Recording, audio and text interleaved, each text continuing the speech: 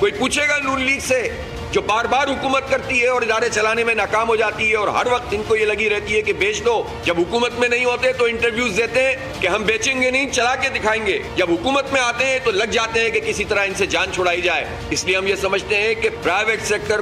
کی حوصلہ افزائی کرنا، اس کو انکریج کرنا، ان کو فیسلٹیز دینا یہ حکومت کی ذمہ داری ہے، لیکن قومی اثاثوں کی اس طرح لوٹ سیل کسی صورت میں قابل قبول نہیں ہے۔ جس کاروبار کو انہیں تحفظ فراہم کرنا ہے اس کا حال یہ ہے کہ وہ پریس کانفرنس کر رہے ہیں کہ 5-5 کروڑ روپے کی بھتے کی پرچیاں آ رہی ہیں اور پرچیاں ٹیلی فون نمبروں کے ساتھ آتی ہیں، کوئی پوچھنے والا نہیں ہے۔ پاکستان میں اس شہر کراچی میں پولیس بھی ہے، ادارے بھی ہیں، ڈاکوؤں کو، ان ڈکیتوں کو، اس سسٹم کو پکڑنے والا کوئی نہیں ہے۔ امیر جماعت اسلامی پاکستان حافظ نعیم الرحمان کہتے ہیں نون لیگ سے ادارے نہیں سنبھل رہے، جب یہ حکومت میں نہیں ہوتے تو بولتے ہیں ہم ادارے چلا کر دکھائیں گے، اور جب اقتدار ملتا ہے تو اداروں کے نشکاری کر دیتے ہیں۔ حال یہ ہے کہ کاروبار کرنے والوں کو کروڑوں روپے بھتے کی پرچیاں بھیجی جا رہی ہیں، لیکن بھتہ خوروں کو پکڑنے والا کوئی نہیں ہے۔ کوئی پوچھے گا نون لیگ سے جو بار بار حکومت کرتی ہے اور ادارے چلانے میں ناکام ہو جاتی ہے اور ہر وقت ان کو یہ لگی رہتی ہے کہ بیچ دو، جب حکومت میں نہیں ہوتے تو انٹرویوز دیتے ہیں کہ ہم بیچیں گے نہیں، چلا کے دکھائیں گے، جب حکومت میں آتے ہیں تو لگ جاتے ہیں کہ کسی طرح ان سے جان چھڑائی جائے۔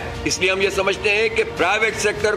کی حوصلہ افزائی کرنا، اس کو انکریج کرنا، ان کو فیسلٹیز دینا یہ حکومت کی ذمہ داری ہے، لیکن قومی اثاثوں کی اس طرح لوٹ سیل کسی صورت میں قابل قبول نہیں ہے۔ جس کاروبار کو انہیں تحفظ فراہم کرنا ہے اس کا حال یہ ہے کہ وہ پریس کانفرنس کر رہے ہیں کہ 5-5 کروڑ روپے کی بھتے کی پرچیاں آ رہی ہیں اور پرچیاں ٹیلی فون نمبروں کے ساتھ آتی ہیں، کوئی پوچھنے والا نہیں ہے۔ پاکستان میں اس شہر کراچی میں پولیس بھی ہے، ادارے بھی ہیں، ڈاکوؤں کو، ان ڈکیتوں کو، اس سسٹم کو پکڑنے والا کوئی نہیں ہے۔